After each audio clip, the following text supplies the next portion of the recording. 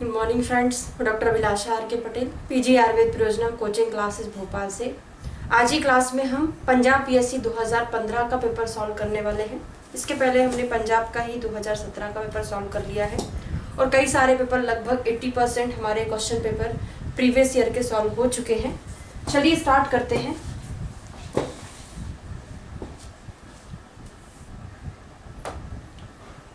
तो क्वेश्चन है हमारा फर्स्ट नंबर का, अग्नि एवं बल की स्थिति की जांच की जाती है प्रत्यक्ष प्रमाण, अनुमान, उपमान और आप्तोपदेश। तो आपने चरक विमान स्थान के चौथे नंबर का चैप्टर त्रिविध रोग विशेष विज्ञानी अध्याय में कुछ अनुमान भाव पढ़े थे, कुछ परीक्ष भाव पढ़े थे। किसकी परीक्षा किस अनुमान से की जाती ये भी आपने पढ़ा था। तो आपने देखा था वहां पे अग्नि की परीक्षा हम किससे करते हैं, जरण शक्ति, मतलब आप जो खाना खा रहे हैं कितनी देर में पच रहा है उसके आधार पर आप उसकी परीक्षा करोगे कि हाँ इसकी अग्नि तीक्ष्ण है, इसकी मंद है, इसकी अग्नि कैसी है, मध्यम है। ठीक है। ऐसे ही बल की परीक्षा हम कैसे करते हैं वहां पे, तो बल की परीक्षा जो होती है व्यायाम से की जाती है, मतलब आप व्यायाम कर रहे हैं, कितनी देर तक व्यायाम कर सकते हैं, तो बल की परीक्षा व्यायाम से की जाती है। तो ये क्या है, अनुमान भाव है। ठीक है। निम्नलिखित में से कौन सा प्राणायतन नहीं है, तो प्राणायतन के बारे में थोड़ा सा डिटेल बता दूं आपको। चरक सूत्र स्थान के 29 नंबर के चैप्टर में आपने 10 प्राणायतन पढ़े हैं। चरक शारीर 7 नंबर के चैप्टर में आपने 10 प्राणायतन पढ़े हैं। चरक सूत्र में 10 प्राणायतन में क्या क्या पढ़ा है आपने, पहले तो त्रिमर में याद करो, इसके पहले शंख द्वय याद करो, शंख द्वय, तो 2 ये हो गया शंख द्वय। 3 मर्म में कौन कौन सा आता है, हृदय वस्ती और सिर, हृदय वस्ती सिर त्रिमर्म में, लेकिन नाम में त्रिमर्म दिया है सूत्र स्थान में, इसलिए अपन उसको त्रिमर्म ही लिखेंगे। कभी पूछ लिया हृदय वस्ती सिर आता है कि नहीं, भी आता है, ऐसा कुछ नहीं, मैं श्लोक से आपको थोड़ा सा पढ़ा रही हूँ। ठीक है। फिर आप 2 धातु याद करो, एक सेकंड नंबर की धातु रक्त है, सबसे लास्ट धातु कौन सी है, शुक्र है, और सबसे लास्ट में क्या बनता है, सभी धातुओं के बाद में क्या बनता है, ओज बनता है। तो 5 ये 3 ये, अब 2 ही बचा हुआ है हमारे पास, एक ऊपर वाला कंठ, एक नीचे वाला गुदा, और याद कर लेते हैं, कंठ हो जाएगा और एक गुदा हो जाएगा। तो हमने ये 10 याद कर लिए सूत्र स्थान 29 का। शारीर 7 का याद करते हैं। चरक शारीर 7 में शंख द्वय को मना कर दिया कि भाई हम नहीं मानेंगे, हमको अच्छा नहीं लग रहा शंख द्वय, मना कर दिया। तो मना से आप क्या याद करोगे, माँ से याद कर लोगे मांस, ना से याद कर लोगे नाभि, बाकी सेम ऐसे ही का ऐसा बताया है चरक शारीर 7 में। बस अंतर इतना है, त्रिमर्म को डिकोड कर दिया, कैसे, हृदय वस्ती और मूर्धा नाम दे दिया है, मूर्धा, बाकी सब कुछ सेम बताया है। बात आई है तो अष्टांग हृदय का और क्यों ना पढ़ लें, तो अष्टांग हृदय जी ने चरक शारीर में जो जो प्राणायतन बताए हैं वही बताया, बस किसको हटा दिया है, मांस को हटा दिया। तो मांस को किस चीज से खा लिया उन्होंने, जिह्वा से खा लिया, तो जिह्वा बंधन बता दिया, जिह्वा बंधन, बाकी सब कुछ सेम है। ठीक है, क्लियर हो गया है। अष्टांग हृदय की जो बुक है उसमें हिंदी में गलत लिखा हुआ है, आप उसको सही कर लीजिएगा, हिंदी में थोड़ा सा मिसप्रिंट है ना बुक में ही।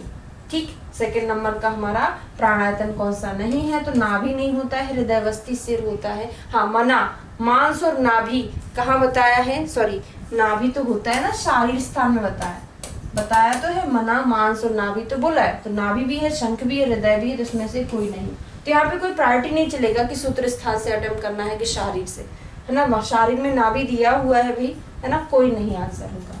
पित्त का संचय किस ऋतु में होता है, तो देखिए हम इस तरीके से नहीं पढ़ते कि हमको केवल क्वेश्चन का आंसर याद करना है, हमको किस तरीके से पढ़ाई करना है कि आपको एक चीज के साथ उससे रिलेटेड जितनी भी चीजें हैं सब कुछ यहीं पर क्लियर हो जाए, तो बहुत अच्छा आपका जो थ्योरी है बहुत ज्यादा परफेक्ट हो जाएगा इससे, है ना।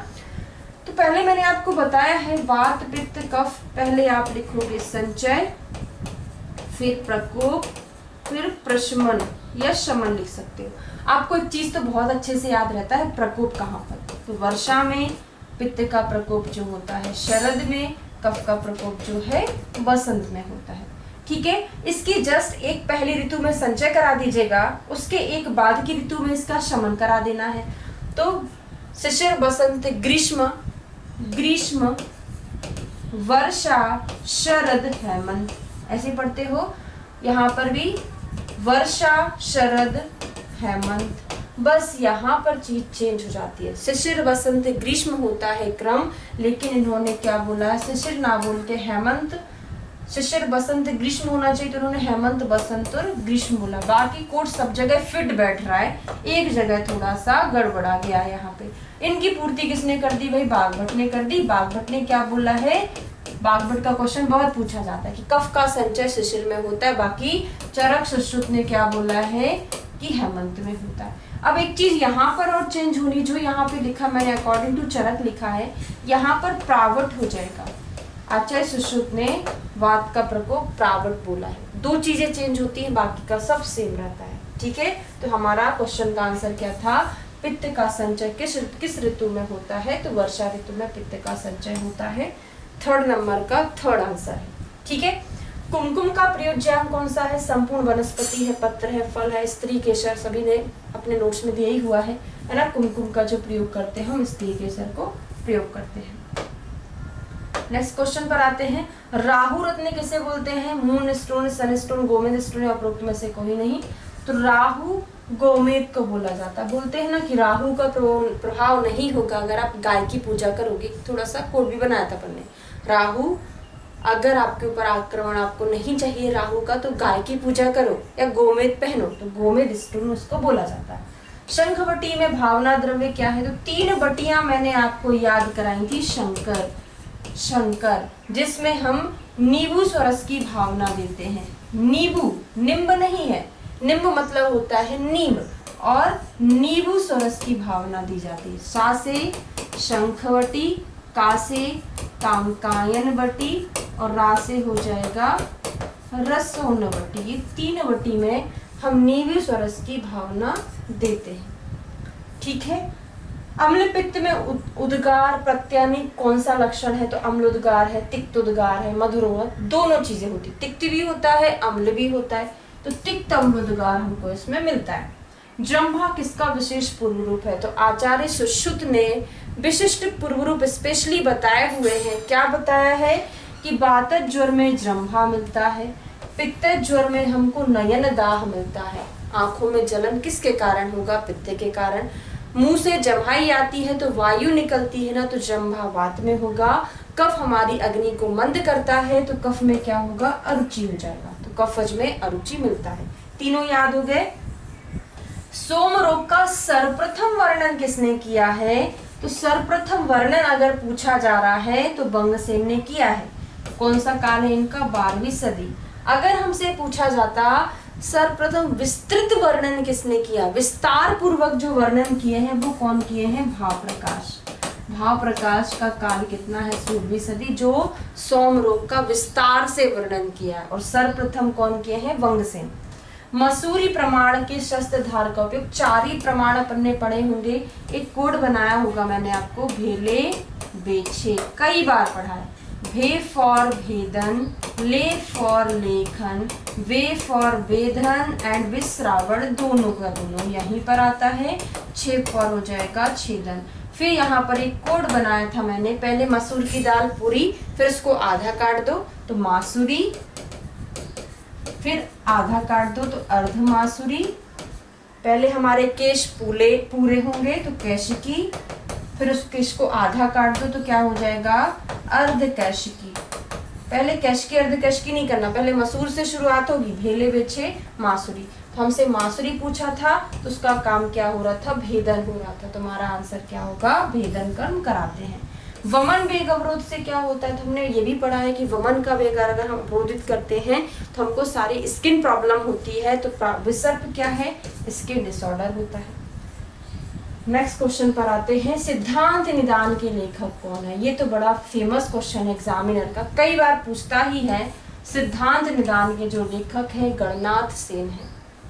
रक्तम जीव इति स्थिति कहा गया है, मतलब जब तक रक्त है तब तक हमारे शरीर की स्थिति है, ऐसा जो कथन है धन्वंतरी जी का है ना। ये कथन किसने बोला है, धन्वंतरी ने। छह पदार्थ किसने माने हैं?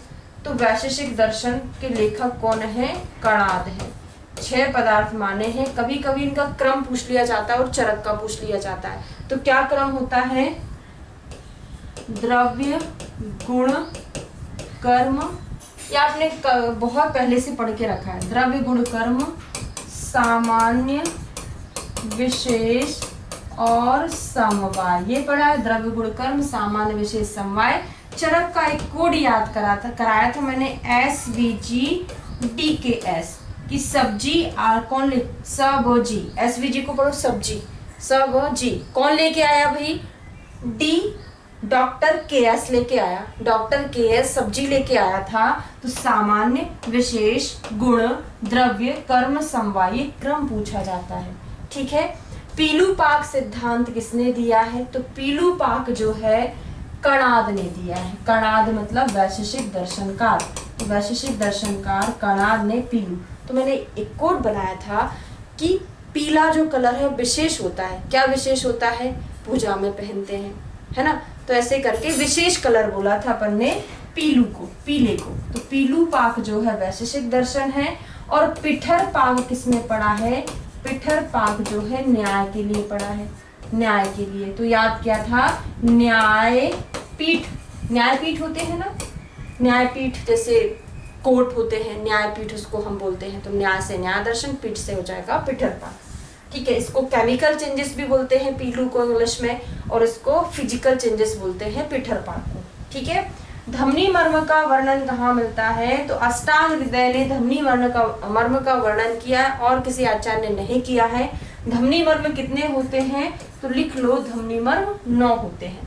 मकर ध्वज का निर्माण कैसे करते हो? तो सभी लोग जानते हैं मकर ध्वज काय में बनाते हो? बालूका में बनाते हो। कहाँ मिलता है? सागनी निर्गंध है कि निर्गंध सागनी है, जो भी है सारा पढ़ाया मैंने आपको। निराग्नि सागनी जो मूर्छना है, कई बार पूरा बोर्ड पर लिखकर 5 मिनट लिया है इस पे, बहुत सारे पेपर में पढ़ाया है ना। तो बालूका यंत्र से बनाया जाता है। अति रक्तस्राव किसमें होता है? कफज में, पित्तज में, वातज, त्रिदोष। तो देखिए, जो रक्त है वही पित्त है। तो अगर रक्तस्राव ज्यादा हो रहा है मतलब क्या है? पित्त की प्रॉब्लम होगी ना, क्योंकि पित्त और रक्त एक जैसा होता है। तो पित्तज प्रदर में हमको ये मिलता है। पिपली वर्धमान रसायन का मुख्यतः किसमें उपयोग किया जाता है? पांडु में, विषम ज्वर में, प्लीहोदर में या वात बलासक में। तो वर्धमान पिपली आचार्य चरक ने रसायन चिकित्सा में प्लीहोदर में स्पेशली बताया हुआ है। ये भी अपन ने पढ़ा हुआ है। वर्धमान पिपली प्लीहोदर में यूज किया जाता है। पिच्छावस्थी किसमें देते हो? तो पिच्छावस्थी हम 3-4 डिसीज में स्पेशली उसका रोगाधिकार पढ़ा था हमने। क्या क्या है? अतिसार, प्रवाहिका, गुदभ्रंश और ज्वर। अगर ऑल रहता तो ऑल लगाते। यहाँ पे तो ऑप्शन है ही नहीं, केवल एक ही है। पिच्छावस्थी में मुख्य घटक क्या होता है? मेन कंटेंट क्या होता है? मोचरस। मोचरस क्या होता है? शालमली का निर्यास होता है। किसकी ड्रग है? 111 की ड्रग है। ये भी आपने पढ़ा है? नहीं, 111 नहीं है, कुछ और है भाई। शालमली है 111 की, उसका थोड़ा सा चेंज है, अभी मुझे याद नहीं आ रहा है। शालमली 111 की होती है। ठीक है। निम्न में से कौन सा परादी गुण है? तो आचार्य चरक ने परादी गुण कितने बताए हैं? 10 बताए हैं। पूछा जाता है इनका विस्तार से वर्णन कहाँ किया है? चरक सूत्र अध्याय 26 में। बाकी सारे गुण, गुणवादी है, वैशेषिक है, ये सारे गुण उन्होंने कहाँ बताए? चरक सूत्र फर्स्ट में। लेकिन परादी का जो डिटेल वर्णन है कहाँ बता दिए हैं? सूत्र 26 आत्रेय भद्रकापी अध्याय में किया हुआ है। कौन सा नहीं, कौन सा है? तो संख्या होता है, गुरु, बुद्धि, शब्द आदि नहीं होते हैं। सुश्रुत के अनुसार संधि शून्यता किसमें मिलती है? अब यहाँ पे ओनली सुश्रुत का देखते तो संधि शून्यता कहाँ मिलती है? मेदो धातुशय में। देखिए, ये हमारा ज्वाइंट है, मतलब संधि है। यहाँ का अगर मैं फैट निकाल दूं तो मेरी संधि कैसी हो जाएगी? शून्य हो जाएगी। ठीक है। अब मैं यहाँ पे रेफरेंस की बात नहीं करूंगी, ओनली लक्षण की बात करूंगी कि और मेदोशय में क्या क्या मिलता है। तो संधि शून्यता भी मिलता है और संधियों में स्फुटन भी मिलता है। अगर वहां का फैट जो कि स्निग्धता निकल गया है तो चटचट की आवाज आएगी ना, तो संधि, स्फुटन और एक और चीज मिलता है कटी शून्यता। कटी शून्यता बागभट्ट ने बोला है, मैंने बोला ना रेफरेंस की बात नहीं करूंगी, ओनली समझेंगे। कटी शून्यता, संधि शून्यता और संधि स्फुटन सब कुछ यही पर मिलता है। स्वरस की मात्रा, नॉर्मली क्वेश्चन पूछा जा रहा है स्वरस की मात्रा कितनी होती है, तो वो अर्धपल होती है, अर्धपल होती है। बाकी अन्य विधियों से हम जो स्वरस निकालते हैं उसकी मात्रा एक पल होती है। विदाउट कोई भी डिस्क्रिप्शन क्वेश्चन पूछा जा रहा है तो स्वरस की मात्रा आपको अर्धपल ही लगाना है। अन्य विधियां हैं, अग्नि से निशोषित है, जो है सबकी, पुटपाक की भी एक ही पल होती है ना, अर्धपल, ये कॉमन आंसर होता है। पारद का विष दोष किससे दूर होता है, थोड़ा सा बताने के लायक है ये क्वेश्चन, लिखा हुआ है, इसी में से बता दूं।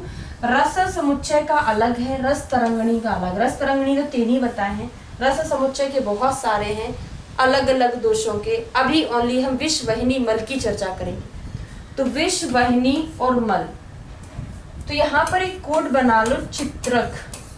देखो मैंने भी इसी टाइप से पढ़ाई की थी जिस टाइप से आपको पढ़ा रही हूँ, और इसमें और एडवांस करके पढ़ा रही हूँ।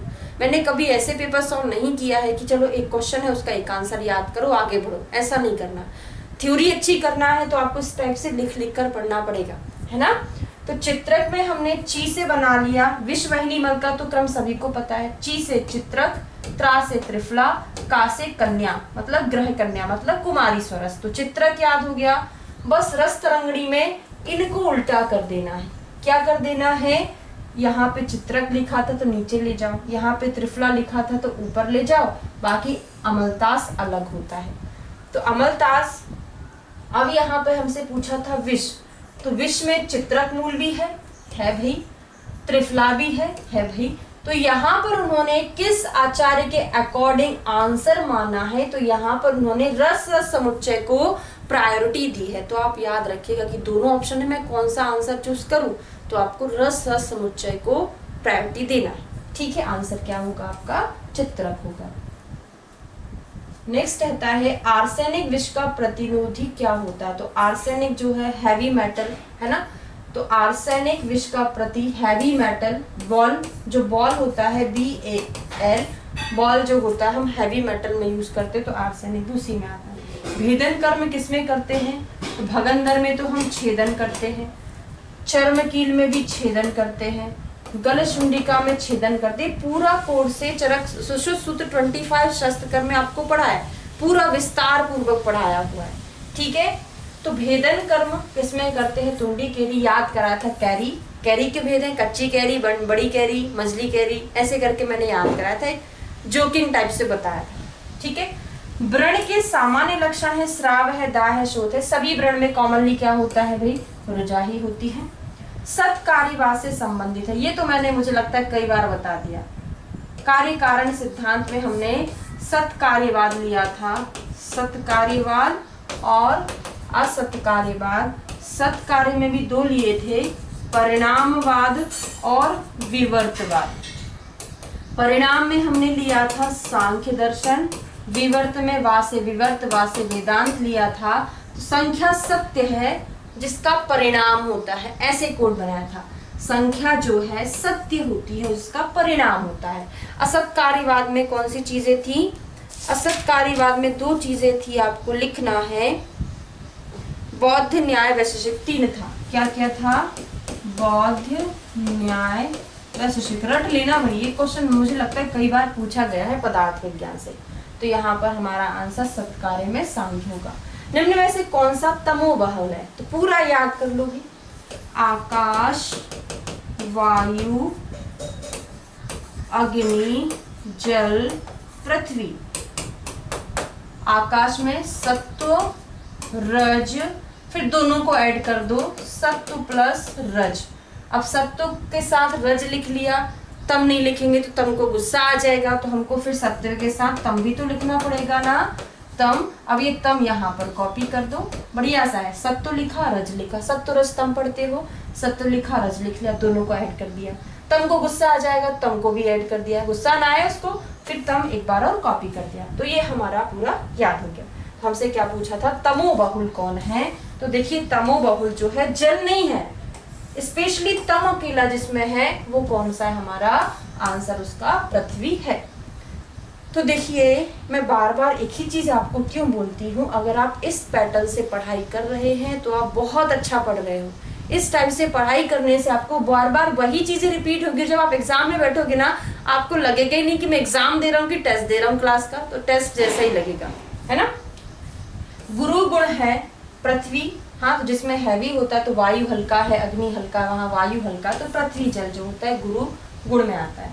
सुलोमशा मतलब जिसमें बाल हैं, बालों को क्या बोलते हैं हम, जटाएं बोलते हैं। तो ये भी सारी क्लासेस में कोड बनाकर याद कराए, तो जटामांसी सुलोमशा कहलाता है। भ्राजक पित्त का स्थान क्या होता है, तो साधक पित्त का स्थान क्या है, हृदय है ना। आलोचक पित्त का चक्षु है। अमाशय क्लेदक कफ होता है वो, पाचक पित्त का अमाशय होता है। त्वचा में भ्राजक पित्त होता है। भ्राजक पित्त क्या करता है, जितने भी हम परिषेक करते हैं, लेप करते हैं, अभ्यंग करते हैं, जो भी एक्सटर्नल प्रोसेस करते हैं, वो भ्राजक पित्त अवशोषित कराता है। और हमारी जो स्किन का शाइनिंग है उसके लिए भी कौन रिस्पॉन्सिबल होता है, भ्राजक पित्त रिस्पॉन्सिबल होता है। निबंध संग्रह टीका किस पर लिखी है, तो सुश्रुत पर लिखी है। किसने लिखी है, जो हम पढ़ते हैं ना डलहन की निबंध संग्रह, ये यही है। कब लिखी है, 12वीं सदी में। तो डलहन का काल भी आपको याद हो जाएगा, 12वीं सदी डलहन का काल है, बड़ा इंपॉर्टेंट है। सर्वप्रथम शूल किसके द्वारा वर्णित किया है, तो चरक माधव योग माधव। तो माधव ने सबसे पहले शूल का वर्णन किया है। तो चलो याद कर लेते हैं किसने कितने शूल बताए हुए हैं।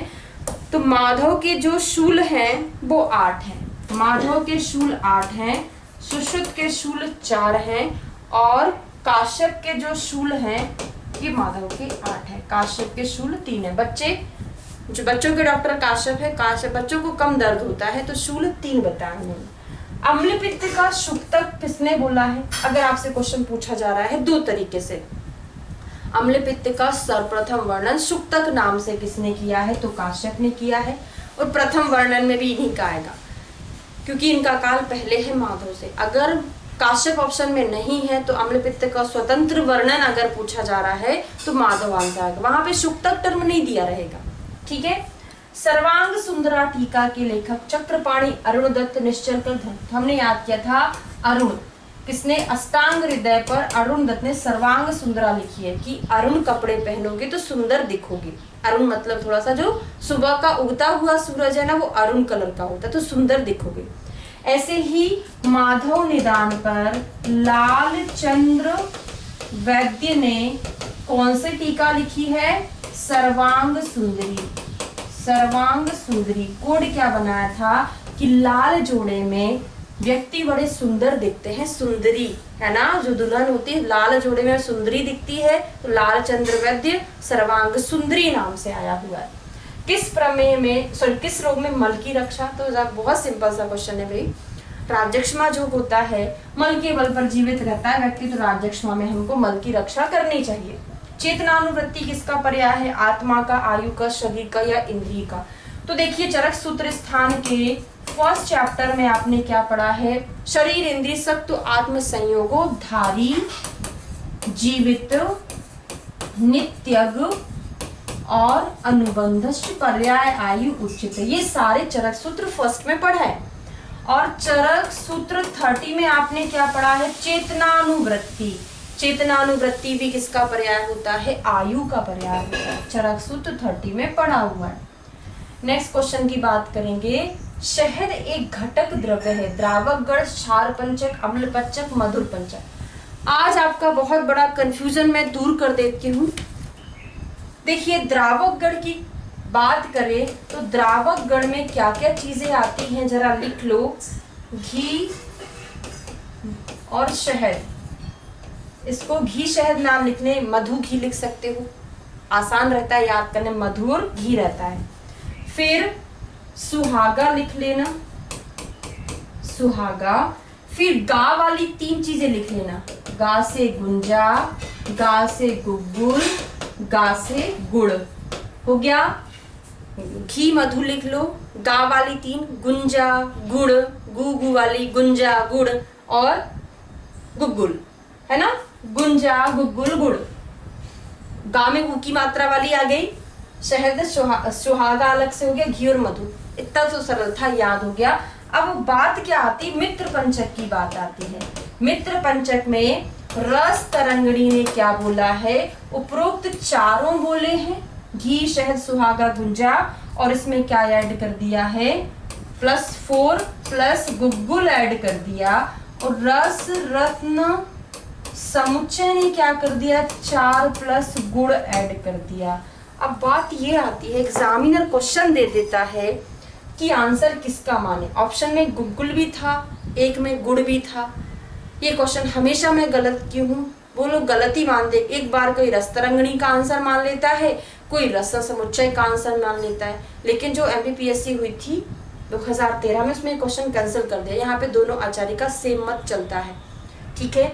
तो आप भी देख लीजिएगा कौन सा आंसर आपको लगाना है। क्वेश्चन ये करता ही है ना। तो जो PSC थी उसमें तो कैंसिल हो गया था। एक और एग्जाम हुआ था, उसमें उन्होंने रस तरंगणी माना, तो मैं रस तरंगणी लगा के आ गई थी। दूसरे एग्जाम में पूछा था, उस टाइम उन्होंने रस समुच्चय को प्रायोरिटी दे दी। तो ये सब कंफ्यूजिंग रहता है। तो ये कोड बना लो, समुच्चय किसका करते हो आप, गुड़ का। समुच्चय मतलब एकत्रित किसको करते हो, गुड़ को एकत्रित करते हो समुच्चय। बाकी गुग्गुल किसका हो जाएगा, रस तरंगणी का हो जाएगा, ठीक है। तो शहद द्रावक गण का घटक है। भेषज रत्नावली के अनुसार एलादी, ये बड़ा इंपॉर्टेंट क्वेश्चन है। CCRS का 2020 के एग्जाम में क्वेश्चन पूछा था। तो एलादी बटी अगर देखें तो चरक ने कहाँ बताई है, छत क्षीण में बताई है। प्रमाण कितना होता है इसका, अक्ष प्रमाण होता है। ये चरक का हो गया, छत अक्ष, ठीक है। लेकिन भेषज रत्नावली ने इसको रक्त पित्त में बोला। तो कोड बना लो, अगर आपको छत होगा तो रक्त तो निकलेगा ना, तो रक्त पित्त में दिया है। आदान काल की ऋतु, आदान को ही हम आग्नेय बोलते हैं। तो शिशिर बसंत ग्रीष्म आदान काल की है। उसके अलावा वर्षा शरद हेमंत जो है विसर्ग काल की ऋतु, इसी को हम क्या बोलते हैं, आग्नेय सौम्य काल भी बोला जाता है। वात प्रकोप किस ऋतु में होता है, देखो अभी अभी मैंने डिटेल बताया था, वही क्वेश्चन आ गया फिर से। तो वर्षा में वात का, शरद में पित्त का, और बसंत में किसका होता है, कफ का। चरक के अनुसार स्नेह का प्रकर्ष काल, तो पंजाब PSC 2017 में भी ये क्वेश्चन आया, इधर भी ये क्वेश्चन आया। तो कम से कम 3 दिन, ज्यादा से ज्यादा 7 दिन, लेकिन हम प्रायोरिटी 7 दिन को देते। ऑप्शन में 3 है ही नहीं तो कंफ्यूजन ही नहीं होगा, है ना, 7 दिन लगेगा। तो ये पंचकर्मा PhD का जो एग्जाम हुआ था उसमें भी ये क्वेश्चन था। उस ऑप्शन में 3 भी था, 7 भी था, बोथ था ही नहीं। तो आपको वहां पर 7 को प्रायोरिटी देना था, इसलिए मैंने बता दिया। क्योंकि आपको ऐसा भी हो सकता है 3 दिन दे दे, 7 दिन दे दे, बोथ दे दे तो बोथ लगा सकते हो, अगर नहीं है तो 7 लगाना। संसर्जन कर्म के लिए कितना समय चाहिए, 10 अन्यकाल, त्रयोदश, द्वादश, चतुर्दश। कंफ्यूजन होगा ही नहीं, क्योंकि यहाँ पर ओनली प्रवर शुद्धि के अकॉर्डिंग दिया है द्वादश अन्यकाल। याद कर ले, प्रवर शुद्धि में, मध्यम में, अवर में क्रम क्या रहता है, तो 7 दिन, 5 दिन, 3 दिन। टोटल अन्यकाल देखें तो 4, 4 दूनी 8, 4 तिया 12। नीचे से पहाड़ा पढ़ दो आप तो प्रवर शुद्धि में 12 अन्यकाल, मध्यम में 8 अन्यकाल, और यहाँ पे अवर में 4 अन्यकाल, ठीक है। अल्कलाइन फॉस्फेटेज कब बढ़ता है, वायरल ज्वर में, अस्थि रोग में, हाइपरथायराइडिज्म में, या उपरोक्त सभी में, कोई में नहीं। तो जो अस्थि रोग होता है वहां पर अल्कलाइन फॉस्फेटेज बढ़ जाता है। चरक के अनुसार विष के उपक्रम कितने हैं, 24 है। हम व्रण के और देख लें तो चरक ने व्रण के 36 बताए हैं, सुश्रुत ने व्रण के कितने बताए हैं, 60 बताए हैं। लूता के भी देख लो 10 बताए हैं। मूढ़ गर्भ के भी देख लो 10 बताए हैं। अनबबद्ध शल्य के कितने बताए हैं, 15 बताए हुए, ठीक है। प्राणायतन की संख्या कितनी होती है, तो अभी अभी डिटेल में बता के आई हूँ, 10 होती है प्राणायतन की संख्या। कौन कौन सी होती, कवर हो गया। पेरिकार्डियल फ्लूइड किसके समान होता है, तो देखो जो अवलंबक कफ होता है वो कहाँ रहता है, हमारे हृदय प्रदेश में, मतलब उरहा प्रदेश में। वहीं पर उर का अवलंबन करता है, मतलब हृदय का भी अवलंबन करता है। सर्वप्रथम आमवाद का अलग से वर्णन किसने किया है, तो सारंगधन ने किया है। उपकुश है एक दंत मूलगत रोग, इसमें दोष कौन सा होता है, तो मैंने याद कराया था, कुश रामपुत्र थे, तो रामपुत्र रक्त पित्त होता है। तो ये हमारा पंजाब PSC 2015 का पेपर कंप्लीट हो गया है। इसी तरीके से पूरा PG आयुर्वेद प्रयोजनम के ऐप के स्टोर पर पूरा कंप्लीट है, 80 से 90% हो चुका है। इसी तरीके से आपको पढ़ाया गया है। Thank you.